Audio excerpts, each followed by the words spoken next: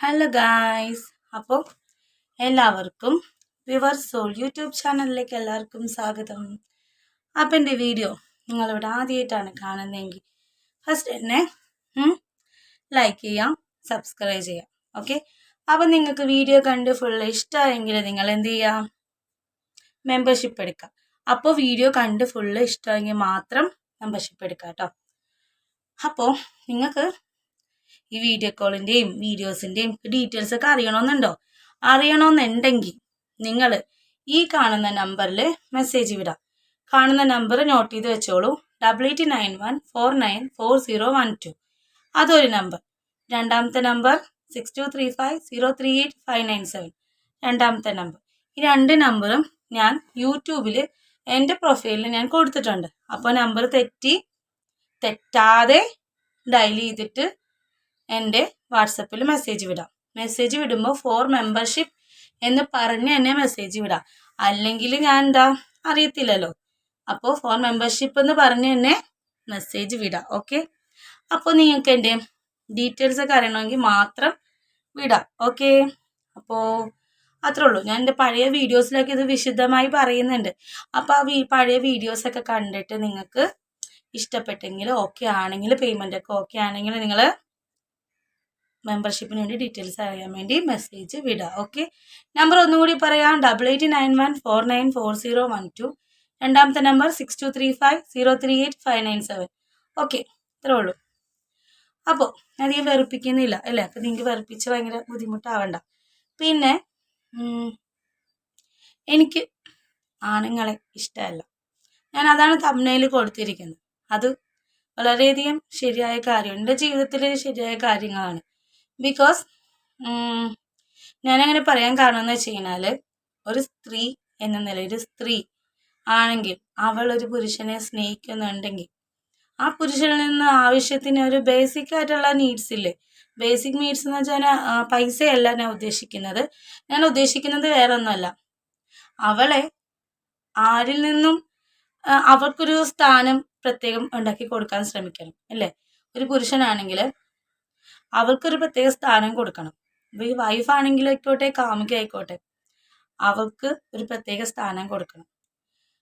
കല്യാണം കഴിച്ചവരാണെങ്കിൽ അമ്മയും പെങ്ങളും ബന്ധുക്കളും പെങ്ങളുടെ മക്കളും ഒക്കെയാണ് വലുതെന്ന് കരുതണവർ പ്ലീസ് കല്യാണം കഴിക്കാൻ പോവരുത്. കല്യാണം കഴിക്കാൻ താല്പര്യം ഉണ്ടെങ്കിൽ അത് നമ്മൾ ബൈബിളിൽ ഞാൻ കേട്ടുള്ള വചനമാണ്. നമ്മൾ മാതാപിതാക്കളെയൊക്കെ വിട്ട് ഭാര്യയും ഭർത്താവും ഒന്നാവുന്നു, അങ്ങനൊരു കാര്യം. അത് എന്ന് പറഞ്ഞാൽ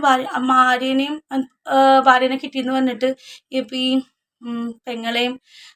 പെങ്ങളുടെ കാര്യങ്ങളും അതുപോലെ തന്നെ അമ്മായിമ്മേനെ അമ്മ അങ്ങനെ നോക്കാതിരിക്കുക എന്നല്ല ഉദ്ദേശിക്കുന്നത്. അവരിപ്പം നമ്മൾ ഒരു സ്ത്രീ വേറെ വീട്ടിലോട്ട് പോകുമ്പോൾ അവളുടെ അപ്പനെ അമ്മേനെയൊക്കെ വേറെ വീട്ടിൽ വിട്ടിട്ട് നിങ്ങളുടെ വീട്ടിലൊന്ന് താമസിക്കുകയാണ്. അപ്പോൾ ഫസ്റ്റ് പ്രയോറിറ്റി ഭാര്യയ്ക്ക് തന്നെ ആയിരിക്കണം. എന്ത് കാര്യത്തിനും അമ്മേനേക്കാൾ കുറച്ച് പ്രയോറിറ്റി ഭാര്യയ്ക്ക് കൊടുത്തെന്ന് വെച്ചാൽ ഒന്നും സംഭവിക്കാൻ പോകുന്നില്ല. ഓക്കെ, അപ്പം അങ്ങനെ ചെയ്യുമ്പോൾ എന്താ പറയുക, എനിക്ക് മനസ്സിലാവുന്നുണ്ടോയെന്ന് എനിക്കറിയില്ല. ശരിക്കും പറഞ്ഞു കഴിഞ്ഞാൽ അവൾക്ക് സന്തോഷിക്കാൻ ഒരു ചെറിയ കാര്യങ്ങൾ മതി. പക്ഷെ ചെറിയ കാര്യങ്ങളിൽ പോലും നിങ്ങളുടെ ഒരു റിജക്ഷൻ ചിലപ്പോൾ ഭാര്യയ്ക്ക് സഹിക്കാൻ പറ്റില്ല. അത് കാമുകി ആയിക്കോട്ടെ, ഒരു പെണ്ണായിക്കോട്ടെ, സഹിക്കാൻ പറ്റില്ല. കാരണം വെച്ചാൽ അവൾക്കൊരു പ്രയോറിറ്റി കൊടുക്കുന്നില്ല, മറ്റുള്ളവരെയാണ് ഇഷ്ടമെന്ന് തോന്നുമ്പോൾ. സോ എന്താ പറയുക, ഒരു സ്ത്രീക്ക് അത് സഹിക്കാൻ പറ്റില്ല.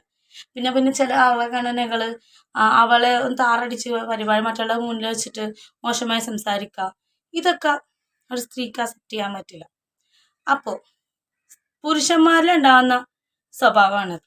കല്യാണം കഴിച്ച് കഴിഞ്ഞാൽ പിന്നെ തീർന്നു.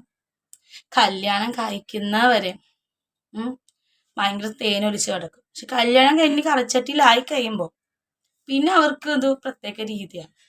അപ്പോൾ ഒരു പുരുഷൻ്റെ എന്ന് പറയുമ്പോൾ എല്ലാ തവണ പുരുഷൻ നമുക്ക് കിട്ടൂല ഇല്ലേ, ചിലപ്പോൾ ഉണ്ടാവാം. ഓക്കെ, അപ്പോൾ പൊതുവെ ഞാൻ അങ്ങനെ ചോദിക്കുമ്പോൾ ഞാനൊരു ലെസ്ബിയൻ ആണോ എന്ന് നിങ്ങൾ ചോദിക്കും. നോ, ഞാനൊരു ലെസ്ബിയൻ ഒന്നും അല്ല. പക്ഷെ എനിക്ക് രണ്ട് വികാരങ്ങളുണ്ട്.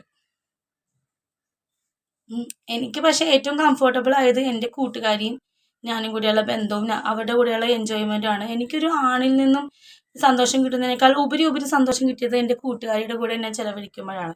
അപ്പോൾ എൻ്റെ കൂട്ടുകാരിയുടെ കൂടെ ഞാൻ ചിലവഴിക്കുമ്പോഴും അതുപോലെ തന്നെ എവിടെയെങ്കിലും പുറത്ത് പോകുമ്പോഴും എനിക്ക് കംഫർട്ടായതും സന്തോഷിക്കാനും ചിരിക്കാനൊന്നും പറ്റുന്നത് എൻ്റെ ഫ്രണ്ടിൻ്റെ കൂടെ, അതായത് എൻ്റെ കൂട്ടുകാരുടെ കൂടെ പോകുമ്പോഴാണ്.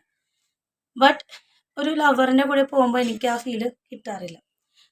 അവർക്ക് നമ്മളെ വലിയ കൊമ്പത്ത് വെച്ച് നടക്കുവാണെങ്കിൽ ഓക്കെ, അങ്ങനെയല്ലാത്ത ഒരാളെ തന്നെ കിട്ടുന്നെങ്കിൽ കിട്ടില്ല. അപ്പോൾ എനിക്ക് പറയാനുള്ള കാര്യം ഞാൻ മെസ്സേജ് കൺവേ ചെയ്തു. എനിക്ക് കംഫർട്ടബിൾ എൻ്റെ കൂട്ടുകാരുടെ കൂടെ ചിലവഴിക്കുന്നതാണ്. സോ ഓക്കെ, പലർക്കും പല രീതിയായിരിക്കും അല്ലേ. അപ്പോൾ എൻ്റെ വീഡിയോ നിങ്ങൾക്ക് ഇഷ്ടപ്പെട്ടെന്ന് വിചാരിക്കുന്നു. ഇഷ്ടപ്പെട്ട ലൈക്ക് ചെയ്യണം, സബ്സ്ക്രൈബ് ചെയ്യണം, മെമ്പർഷിപ്പ് എടുക്കണം, മെസ്സേജ് അയക്കണം. അടുത്തൊരു വീഡിയോ ആയിട്ട് വരാം. അതുവരെ ബൈ.